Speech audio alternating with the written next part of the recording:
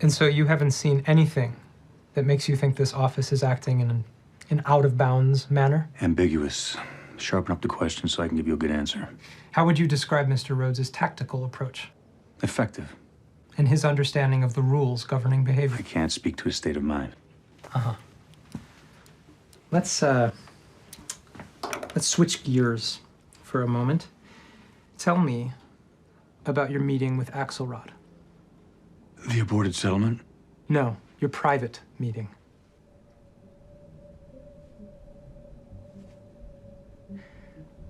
You tell me how that is in any way relevant to your investigation. I am investigating all misconduct wherever it may be.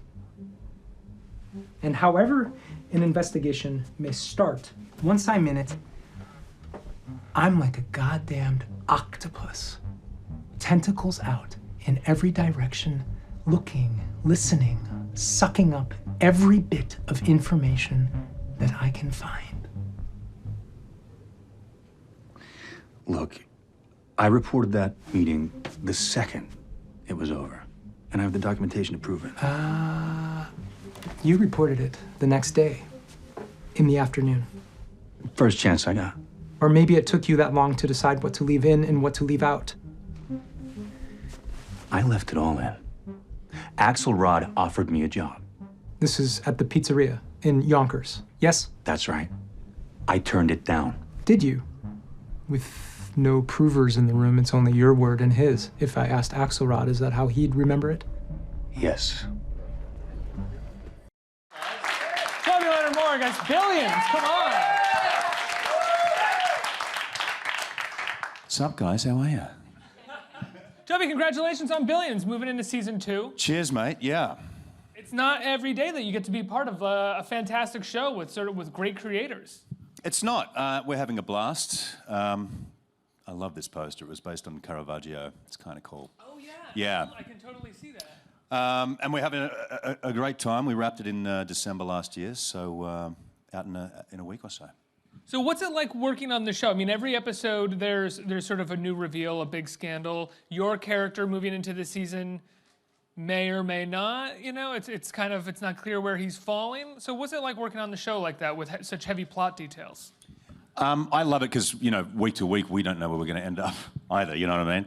And I've had people in the past come up to me and say they like a show that I'm on or are a fan or whatever. This is the first time I've had people coming up to me in the street and like giving me advice. Like, this is where Bryan you should go to Axe, man. Like, you know, you're gonna get like 7 figures, man. You should do that. That's a good sign for a hit, man. Yeah, people are really involved and engaged. And we were shooting last year on like 42nd Street, and this woman came up to me and just grabbed my arm, and she was like, "Please don't stop being good." I was like, I'm gonna disappoint somebody, you know. So it's gonna be a lot of fun. There's also a part of you that wanted to be like, just a show. Oh, make-believe dress-ups? Yeah, sure. No, it's fun to play along with that. You know, it's good. It's good. Well, what's it like working with Giamatti? He's one of the best that we have. America's Paul Giamatti. He's amazing. He's great. I've been a fan for such a long time, and he's you learn so much. He's always so prepared. He works so hard, and he's also hysterically funny. Like, I mean, I go home with like belly aches from like laughing all day. It's such a joy to go to work. He's not allowed to play that humor because he is extremely funny, and we've seen him be funny before, but he's not really allowed to play that often. But you can kind of see it even coming out when he's playing serious. Like, you can see a comedian inside of him that like has a bit of a wink on a lot of stuff that he's doing. You know, it's you know, we joke around a lot between takes, and I feel like that levity, that sort of that buoyancy comes through in the actual scenes themselves, even though the scenes are, you know, very serious. I think that it gives it a bit of levity, like I say, which I think is really good. Yeah. Let's take it back to the beginning when you first got cast in the show, because it is in many ways a primetime soap opera, but it's also a soap opera that takes place in a very specific world, which adds a lot of heft to the show, I think. What kind of research did you do going into it? God, mate. I mean, I've done a whole lot of reading, like more than I have in previous years, because it is such a complex world. It is such a detailed world.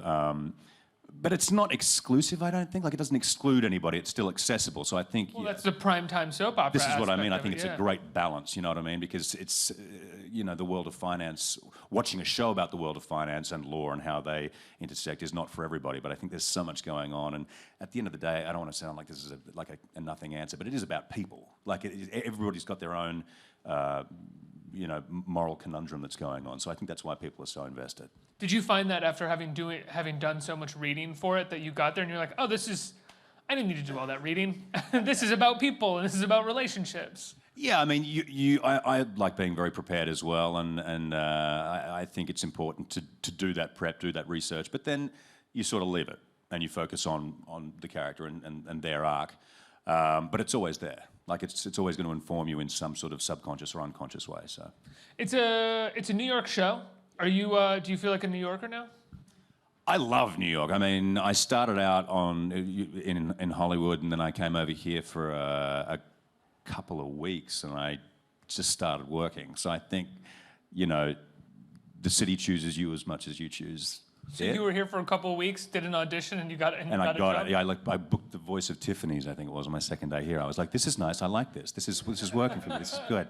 Yeah, I mean, it's amazing to shoot in New York. I've been very fortunate because, like, the last 3 projects I've done have all shot here, and I think there's a certain magic to the city, and the city becomes a character in and of itself. You know what I mean? It's not just a backdrop. There's always something going on. One of those projects, are you referring to as John Wick? Duh. John Wick Chapter 2 just came out. Obviously, you're unfortunately not a part of Chapter 2. Because I wouldn't have thought so, no. Murdered in the first one. Fairly brutal. Along with the other 98 people that were killed by Keanu. Was it 98? Is there an official body count? I'm not sure. I think it might have been like 87, 88. Let's check on that. We should probably check on that. I believe a lot of people died. Was a lot more, but yeah. I think, as I said in the green room, wherever he points a gun, there happens to be a shin or a forehead. I really like that. People just die. Yeah, that's so true. The fact that I didn't get shot, I guess, is kind of rare. Yeah. Drowning in a sink. What was it like drowning with Keanu? Well, as I said outside, I was originally supposed to be drowned in a toilet, but they couldn't get the camera in there, so they changed it to a sink. I was like, this is good. I think it's better this way. This is fantastic. It was great. I mean, I've been a fan since I was a kid. I mean, God, my age group, like Bill and Ted, Speed, you know, The Matrix. So I jumped at a chance to be in that. It's funny though. Sometimes people will bring it up that I was in that, and people will be like, oh my God, who were you in that? And it's just like, we killed the puppy. That's what we did. And that reaction is just, you never get away from that. We killed a puppy, you know, like, horrible. And so he kills everybody. It's a great movie. So when you tell people that you killed the puppy, what is their usual reaction? Like, oh, you were that guy. Yeah, pretty much. You see how your face just fell completely? It's kind of that. It's kind of that, oh, yeah.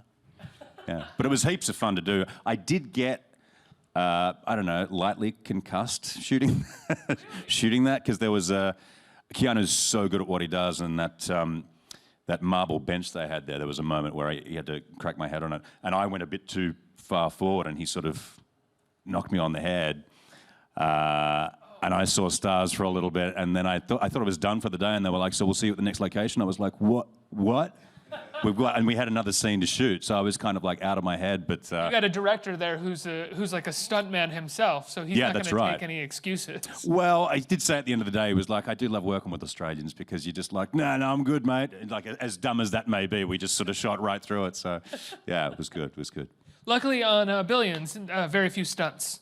Fewer, yeah, far fewer. I've got to eat a lot of stuff. There's a lot of eating involved. They released a trailer with just like Paul and I eating the other day. I was flabbergasted by how much stuff we do actually eat on that show. It's amazing. So when you're eating for a take, are you eating and spitting usually? No, I probably should. I probably should. No, I tend to just go for it. You skip lunch. You know, it's more authentic that way, I think. You know, it's hard for continuity though. Like remembering if the chip was halfway in your mouth when you said that line. It's kind of, you got to plot your bites and your sips. It's kind of interesting. Yeah, for sure. Do you have? I mean, but usually they have someone there who tells you, like, oh, you know, at this part in the line you had a chip in your face. Yeah, exactly. There is somebody for that. Yeah, No, I do all the eating for real. Yeah. So you finish the first season and you move into the second season. Do they pull you into the writers' room and sort of tell you where they're thinking your character is going to go and what they're thinking about doing with you and the character, or are they just kind of like, here's the script for the first episode, let's go? They're very open to having conversations about it. I don't like to get too far ahead of myself. Like I like to know the information that Bryan knows at that time. You know what I mean? Because you can. Bryan Connerty and David Levin, Bryan the creators. Connerty, my character. Oh, Bryan knows. Connerty, excuse me. I like to know what the character knows at that time because I feel like you can sort of, endgame it a little bit. But there was, you said you've seen the first episode? Yeah, so there's something that happens at the end of the first episode. That was the first time I had to call the guys, and I was like, okay, what happens? Like, there's no way to play that moment without, I had to actually call them, and they told me, and I was like... So you knew, you sort of knew your character's arc for the whole season based off of that first scene? Not for the whole season, but I needed to know how to react to that sort of moment. This will all make sense, February 19th. Right now, it's like 2 weeks away. It's not one of those things that we can really... Yeah, exactly. But it's out now on demand, I think. That's true. So we can flirt with the idea as to whether or not you are a sort of good guy or a bad guy at this point, or a really good guy, maybe. Yeah, I mean...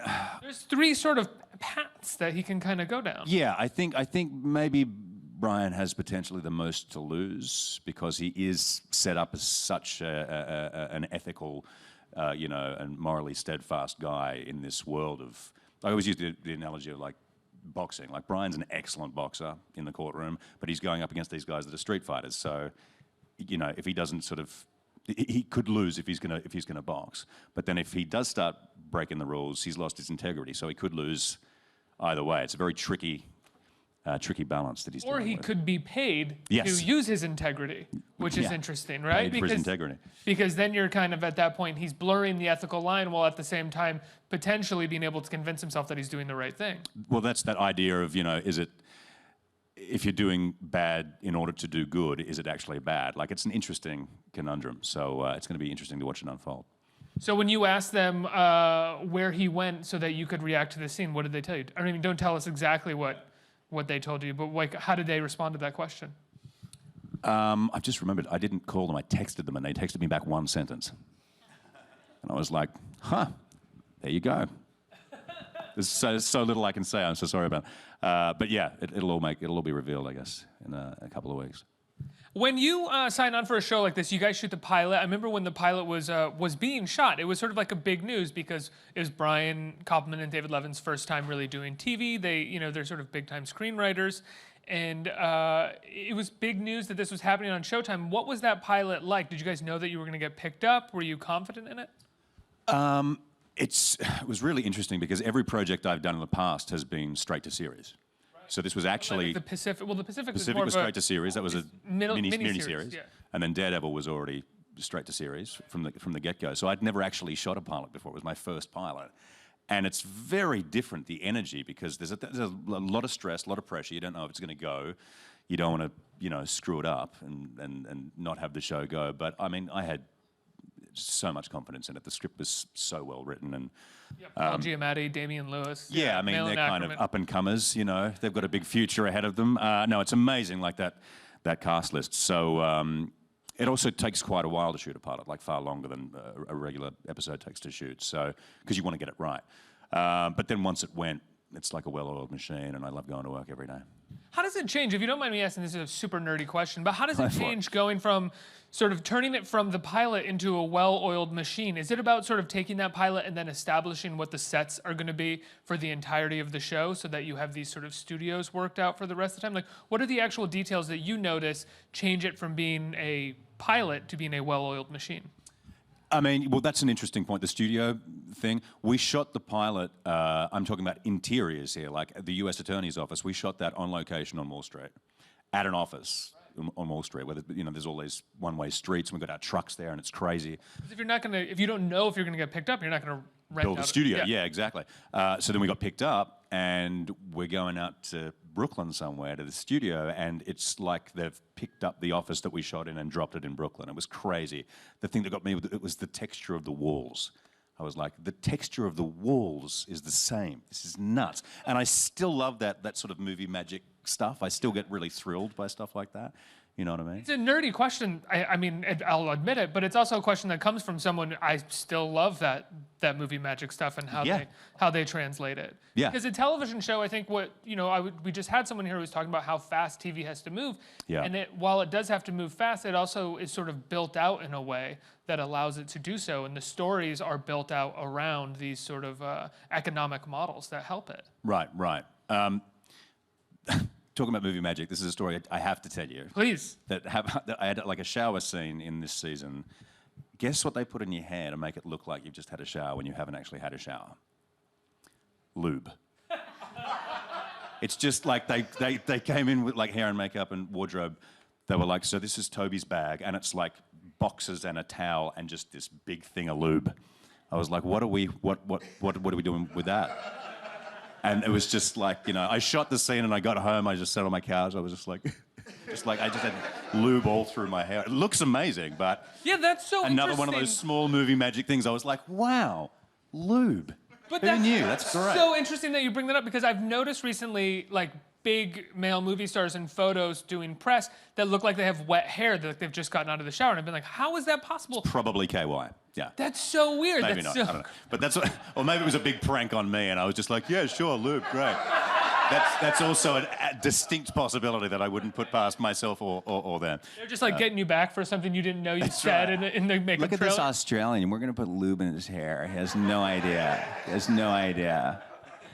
It was pretty great. Talk about working on Daredevil. What's the difference between working on a Netflix show and a Showtime show? Is there a difference? I don't know if there's a difference in shooting it. It's very different, the response, because Netflix, drops all at once, and Showtime is the traditional model. Weird, right? You get like a weekend of people noticing you on the street with Daredevil, and with Billions, you get... It keeps going. But like I signed up for Twitter in like 2007 or something. I saw a news article on it. Yeah, right. And I tweeted like, maybe I don't like lettuce, send, and nobody said anything. I was like, this doesn't work. And completely forgot about it, right? And after Daredevil dropped, I got like 1,000 emails, because I had somehow linked my email to the notification thing, and it took me a couple of days to like go through and just sort it out. Like the response is immediate, whereas with Showtime, like you say, it's more gradual, but it also sort of lasts longer, I think. Yeah. It's a different audience, I think you're saying as well. It's like Daredevil's a bit more of a sort of Twitter digital heavy audience. Sure. And Billions is not, or probably is a little bit. They both reach a lot of people, but I mean, generally speaking, it will be younger people that come up to me about Daredevil, and I don't know if it's a more professional audience, maybe. Like, there's a lot of hedge fund guys that approach me and like, you're the dude from the thing. I'm like, yeah, what's going on? Whereas from Daredevil, there was a very sweet guy on the subway the other day. This guy came up to me and he was like, you're Wesley. I was like, yep. And he goes, good work. And sort of walked away. It was very sweet, because you could tell that he thought up to that point, you're Wesley. And I was like, yeah. And then he was like, where do I go from here? Like, there's nothing. It was very sweet. Yeah. It's usually the case. That's why, to be perfectly honest, I can't talk to most actors when I'm off the stage, because on the stage I can just be like, oh, great work. This is the thing about your work that I like, and these are all the questions. And off the stage, it's like, hi. Hi. We're two different people. I love it. I think it's great. I saw on your IMDb that you're also you've written and directed some films. Is that true? Yeah, I mean, some shorts. This was a while ago. I went to NIDA in Australia, the National Institute of Dramatic Art, and like 2 weeks out of school, I managed to produce this short about Alzheimer's that was based on my grandmother. So I've been pretty busy doing the acting stuff for a while, so I'm starting to get back into the writing now again. I love that aspect of the creative side as well. How's that going, getting back into the writing side? I love it. It uses a completely different part of your brain, you know what I mean? And I also love it because you get to play every single character that you're writing. Like, I sit there like a mad person, like talking to myself. It's heaps of fun. And I find it very freeing as well. Acting can be... I love acting, but there's that one aspect to it, whereas writing, it involves everything, which I love, yeah. Absolutely. Let's open it up to the audience for some questions. Thanks for coming. Great. Pleasure, mate. Great first season. Thank you. I thought that scene between Axe and Bryan was one of the highlights of last season. And even though he said no, you definitely got the vibe that there were things that are attractive. What do you think part of Bryan's character really made him consider that offer? Well, first of all, that's the thing that people most often say to me as well, is I didn't hear a no. You know, what did Bryan consider, or what made him consider the offer?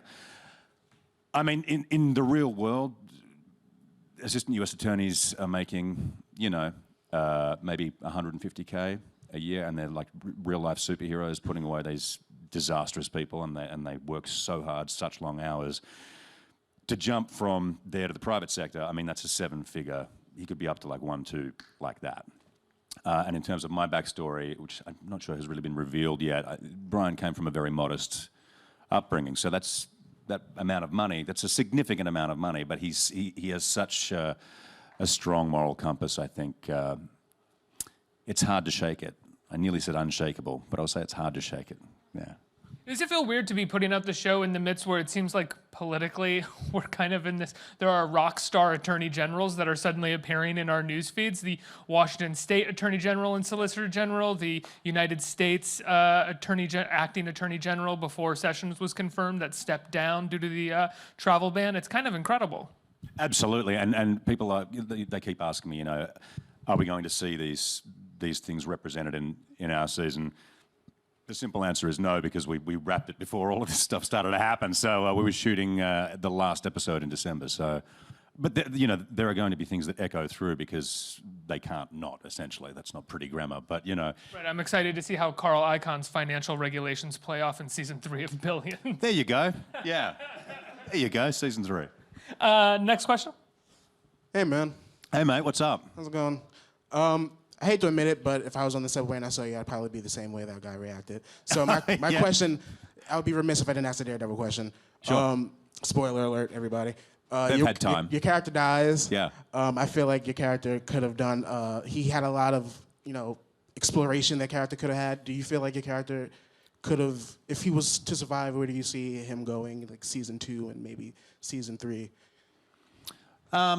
Yeah, I mean, I think there was a lot of potential there, and I was very lucky because they gave me quite a lot of freedom with it, because Wesley is in like 4 frames of the Daredevil comics. You know, it's like not much of a character in the comic book, so I sort of took him wherever I wanted to, and I sort of had this idea of him being kind of almost like an asexual character, like almost genderless in a funny sort of way, like, you know. So I think that, yeah, there could be a lot of different ways they could take Wesley. I found him really fascinating. Yeah. I think we have time for one more right here. Hello. Hey. I was just wondering, do you prefer playing a good guy role or a bad guy role? The short answer is it's always heaps of fun to play a bad guy. I get cast a lot as a bad guy. I don't know what that's about. But in this show, I'm a good guy, and it's like an ongoing show. Maybe. Well, yeah, that's right. But at least he has some strong morals this time around. I think, I don't know, maybe it's easier playing a bad guy as well. You've got to dig a lot deeper to play somebody who's inherently good, because it can be boring, you know what I mean? Whereas on the page, when you get like a villain, you're like, oh, well, this is going to be, you get to do the whole mwah, ha, ha. But that can be boring too. So I love them both, mate. That's a terrible answer, but I do. Is it harder to make a good guy entertaining? Because a good guy is central, especially like a solid sort of good guy character that's almost the straight man. Yeah. Is that a little bit difficult to make that entertaining, or is it more insecure as an actor? I think it can be blander. It has that potential there. Like, I mean, if you've got like a villainous character straight off the bat, you know what you're playing with. So you've got to dig a little deeper to fill out a goodie, you know, for want of a better word, I think. But they've both got their pros and cons. Yeah, I like mixing it up. To be perfectly honest, right now I'd love to go and play like a British long-haired stoner or something and get completely away from American guy in suit for a little bit, as much as I love playing Bryan. Is that the title of the script that you're writing right now? British long-haired stoner dude. You? Yeah, starring myself. No, but I'll consider it. Well, man, thank you so much for being here. It's been a pleasure talking to you. Yeah. Billions premieres February 19th, Sunday night at 10 p.m. It is right here. The first episode's fantastic. I'm looking forward to seeing where the rest of it goes. Thanks so much for being here. Thank you. Of Cheers, course. guys.